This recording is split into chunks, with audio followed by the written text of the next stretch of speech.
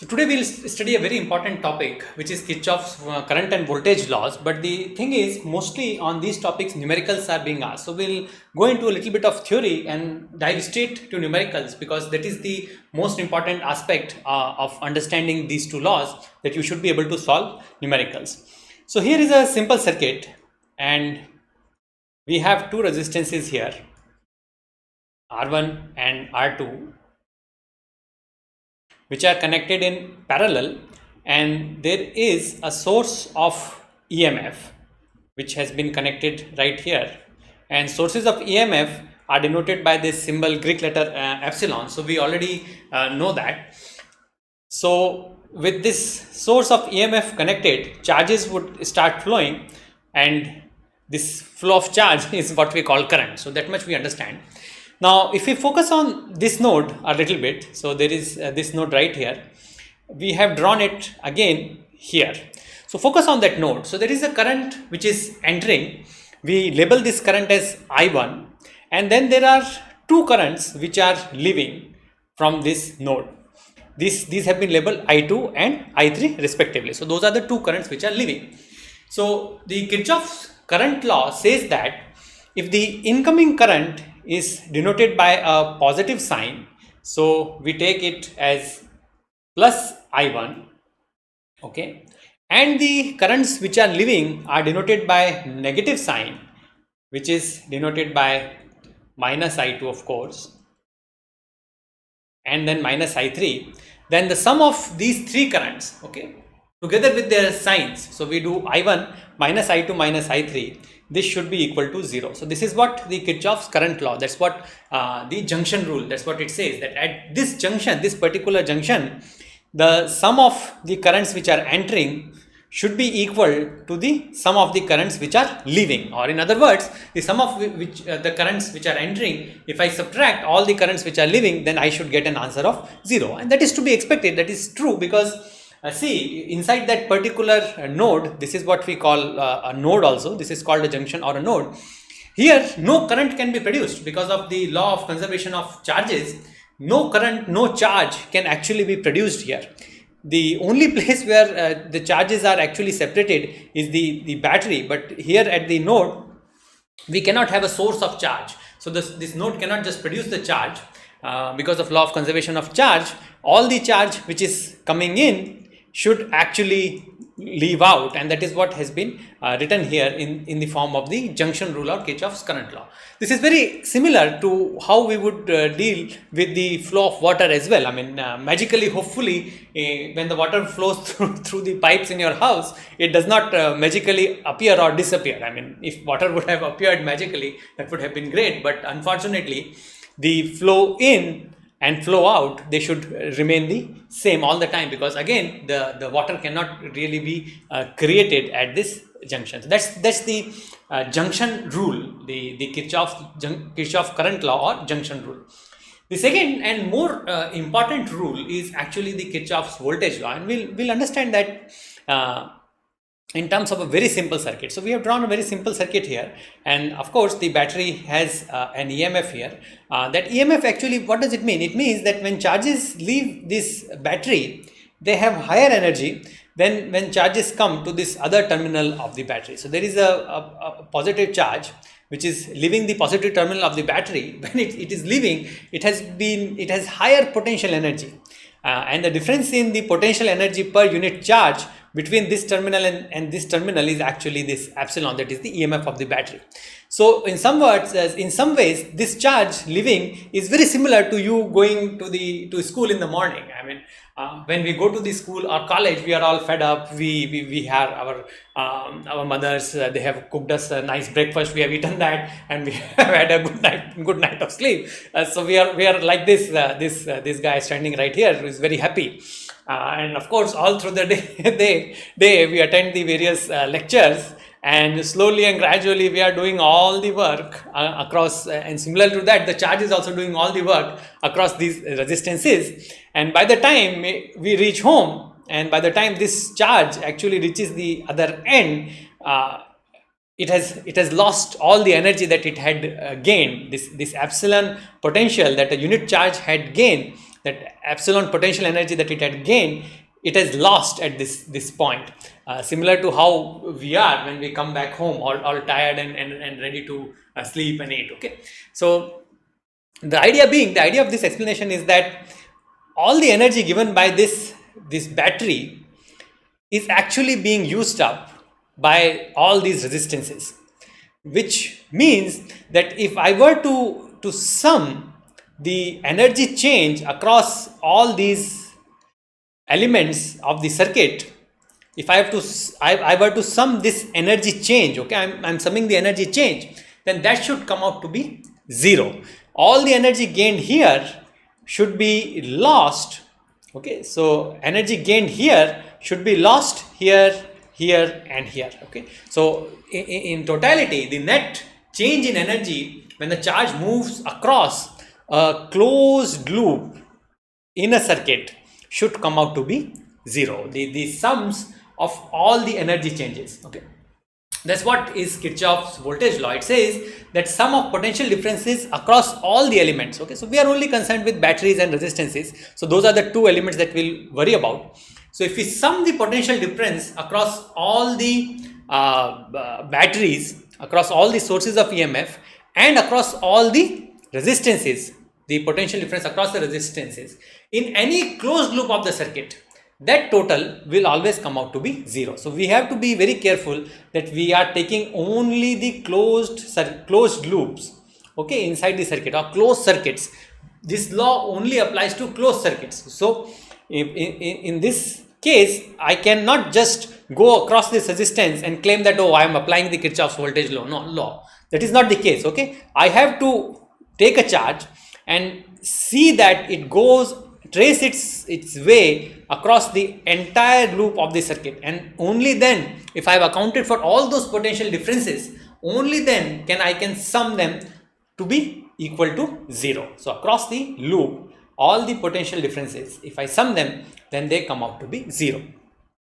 Now with this, of course, when we are doing this sum, we have to follow a sign convention. This is not very different from the sign convention that we use in case of when we are dealing with lenses and when we are dealing with the geometry ray optics. Okay, so it's very similar to those sign conventions, and the idea is that when we cross a resistance, okay, so when we cross a resistance in the direction of current, the delta V, the change in potential difference, if we are crossing it in the direction of current, will be minus IR. If we are crossing this resistance opposite, so we are always going from A to B. If we are going opposite, right, we are traversing the loop, and inside the loop, we happen to cross this resistance opposite to the direction of current, then the change of potential across this resistance will be plus IR. Okay, so there is a drop in potential. We know that, right? If we are traversing in the direction of current, then there is a drop in potential, and that is why we put a negative sign. If we are going opposite, so direction of current is like this. Okay, the direction of current is like this, and we are traversing like this. So there is a drop. So there is an increase in potential that is denoted by IR when we are traversing in this direction. Okay. Similarly, if we are going from A to B in this direction and we go from the minus terminal of the battery of the EMF, source of EMF, to its positive terminal, there is a gain in potential. So we will add plus epsilon. Okay, that is to be expected. That is something we understand, that of course there is a gain in potential from the minus to plus terminal. And if we are crossing the battery from plus to minus terminal, then we have to write it down as minus epsilon. The change in potential difference we have to write down as minus epsilon. So as long as we follow these sign conventions, we are actually okay. So the sign convention is something that you should always keep in mind. Now here is the general strategy for solving problems using KCL and KVL, the Kirchhoff's laws. So what is the strategy? The first thing that we have to understand is that we know all the sources of EMF. We understand what is their positive and what is their negative terminal. So that is the first thing that we will do. Second thing is that we will try to solve that problem using series and parallel resistors. See, that is the thing. This method, if we use serial and parallel combination of resistors, if you are able to solve the problem using this method, then that is ideal case. This is much simpler. as soon as we start writing the equations using KCL and KVL, mathematics becomes a little bit tricky. So even if we are not able to completely solve the problem using series and parallel resistors, we'll try to simplify as much as we can using series and series or parallel combination of resistor.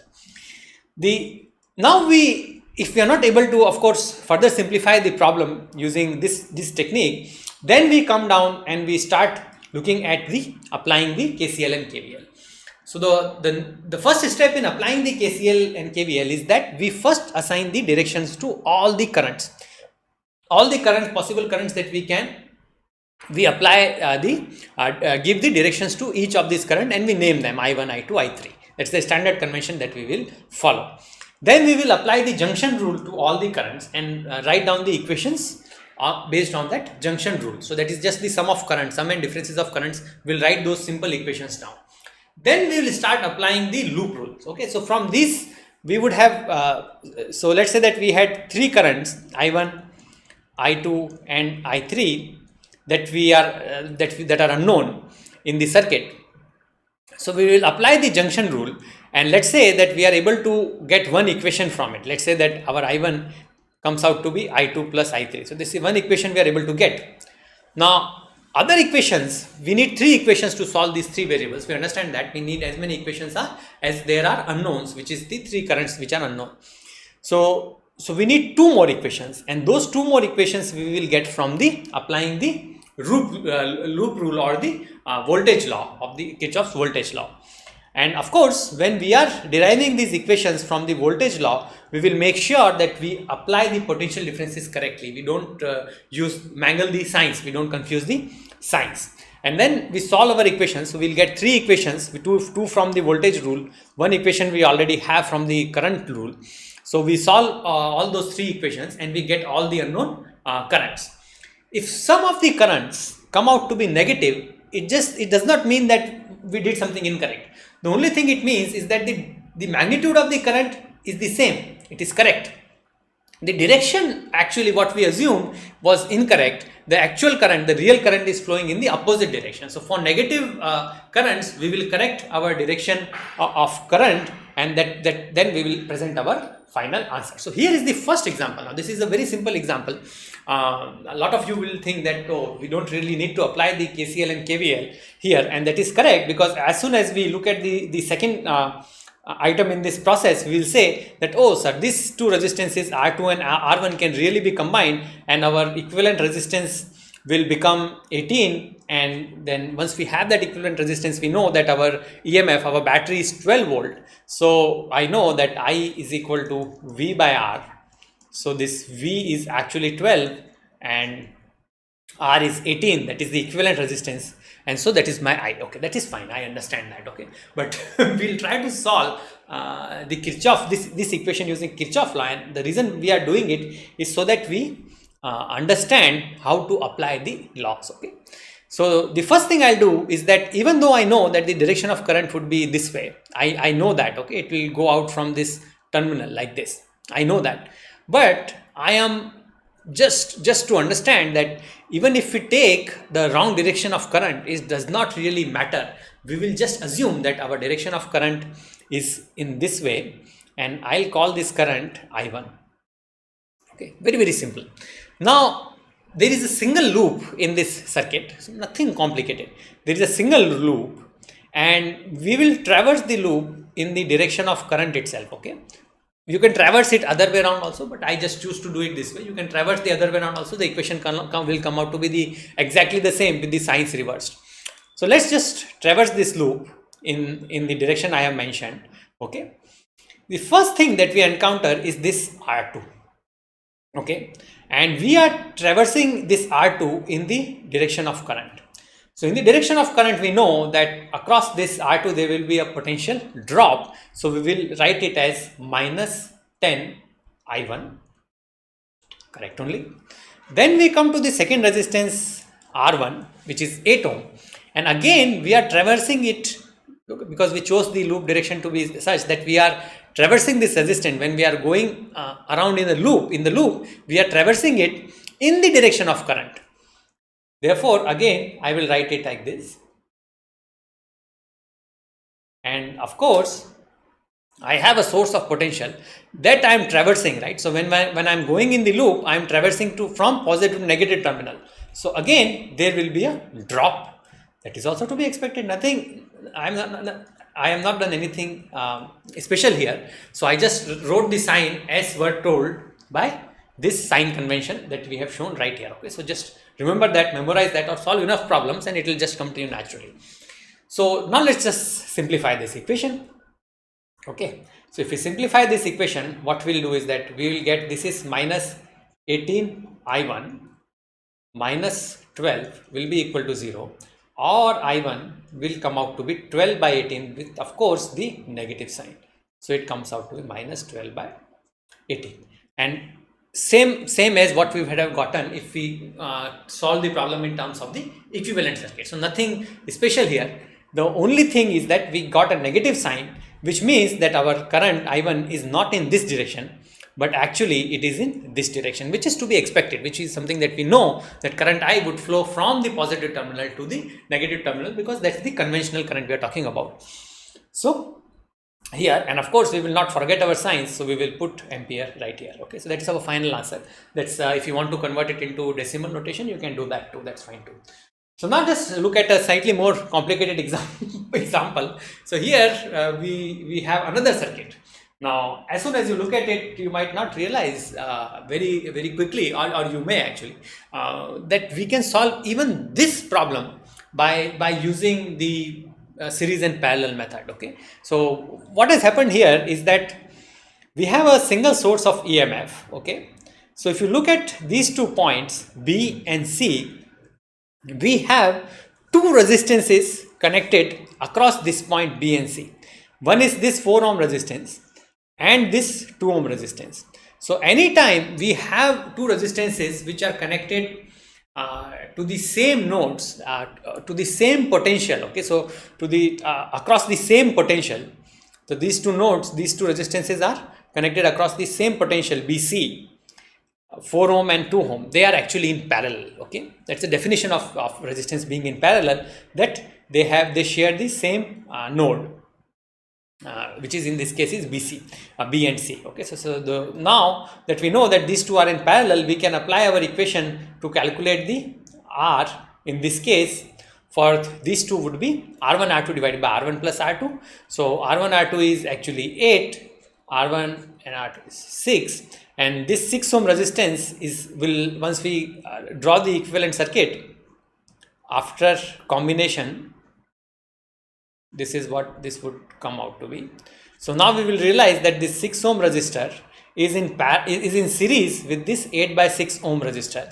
So our equivalent resistance becomes this, and if you simplify this further, this comes out to be 8 plus 36, which comes out to be 44, and divided by 6, and this is nothing but 22 by 3. So that's our resistance. So let's say that I want to find out this current, that is the current I am interested in. So this is the current that will flow in this direction. Okay, and we call it I1. Okay, and this I1 current would be what? This current is the current which is coming from the battery. So we'll just name it R equivalent.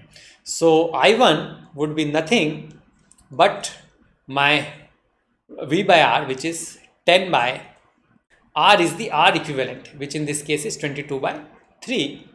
So if we simplify this further, this comes out to be 15 by 11. Okay, so I1 current is 15 by 11. We have found it using the equivalent circuit technique, which is fine. Okay, but that is not our ultimate objective. Our ultimate objective was to solve this problem using KCL and KVL. So we'll again go about solve this problem.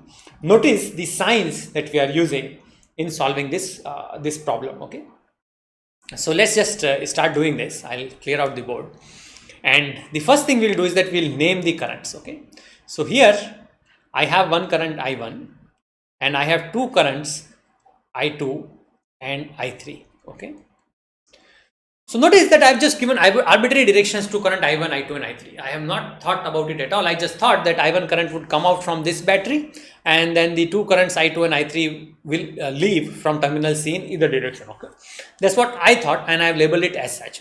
If the direction of any of the currents was actually opposite to what I thought, that particular current would come out to be negative in the end, and then I can go ahead and correct my answer. Okay, but at this point we don't really need to worry about that. I have just given these directions, and based on this direction, what I am doing is that I am choosing.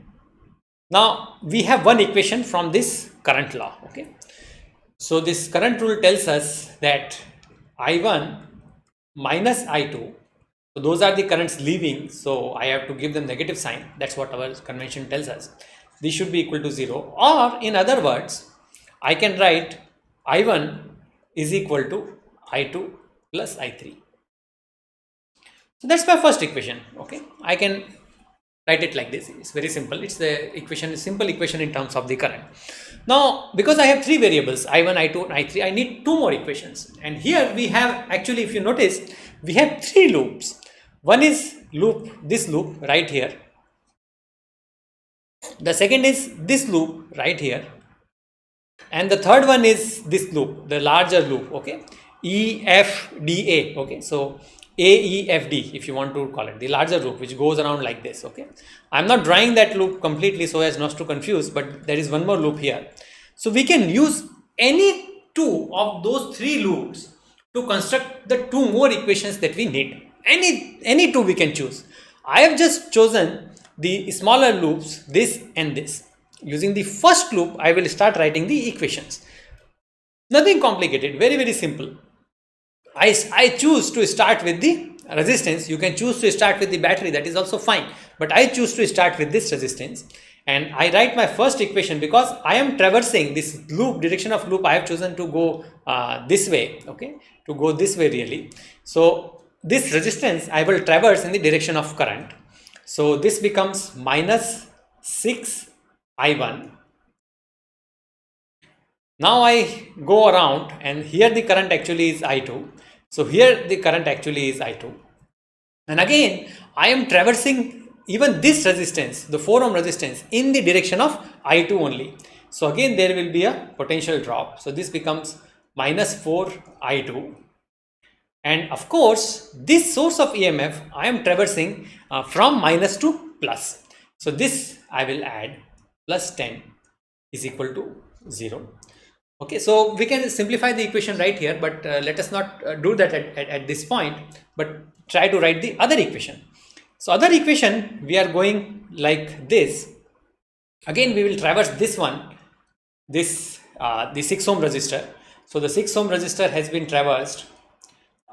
We will traverse it in the direction of current. So this is negative. Then the 2 ohm resistance, current I3 is flowing through it, but again we are traversing it in the direction of the current. So this becomes minus 2 I3. And of course, the source of potential we are traversing from minus to plus. So this becomes plus 10, which is equal to 0.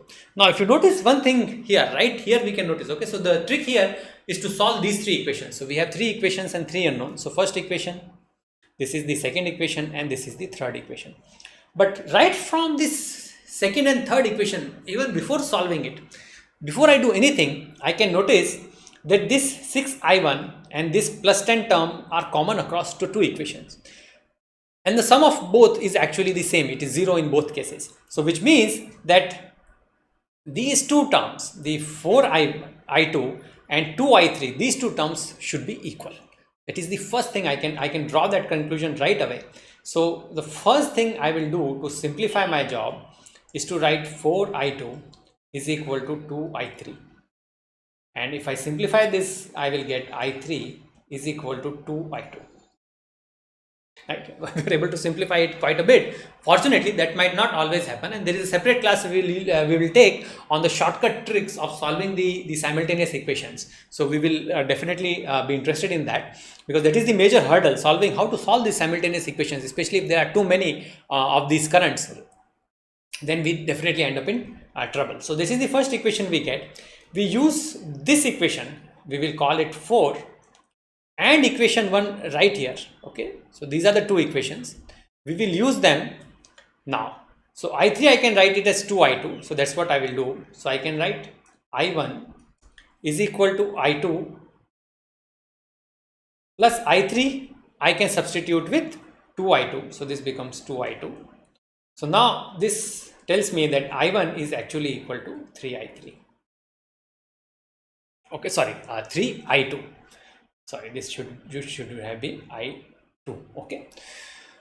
So those equations I have got. Now I have gotten I1 and I3 in terms of I2. Now things becomes very simple from here on.